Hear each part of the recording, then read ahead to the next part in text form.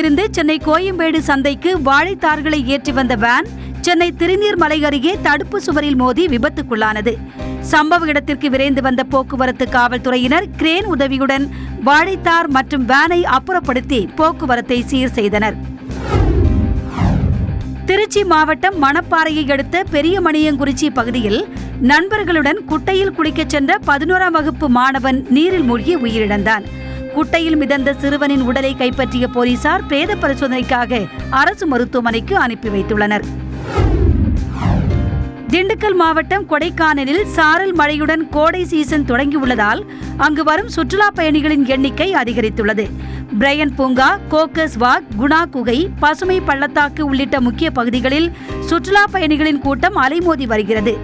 ஏரிக்கு வரும் சுற்றுலா பயணிகள் படகுகளில் ஆனந்தமாக சவாரி செய்து மகிழ்ச்சியடைகின்றனர்.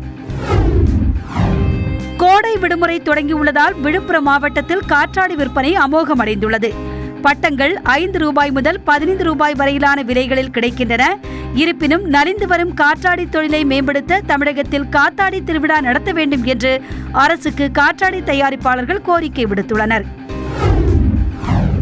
கோடை விடுமுறை என்பதால் ராமநாதபுரம் மாவட்டம் ராமேஸ்வரம் ராமநாத சுவாமி கோவிலுக்கு வரும் சுற்றுலா பயணிகளின் எண்ணிக்கை அதிகரித்துள்ளது. பக்தர்களின் நலனை கருத்தில் கொண்டு அவர்களுக்கு தேவையான அடிப்படை வசதிகளை கோவில் நிர்வாகம் செய்து கொடுக்க வேண்டும் என்ற கோரிக்கை எழுந்துள்ளது.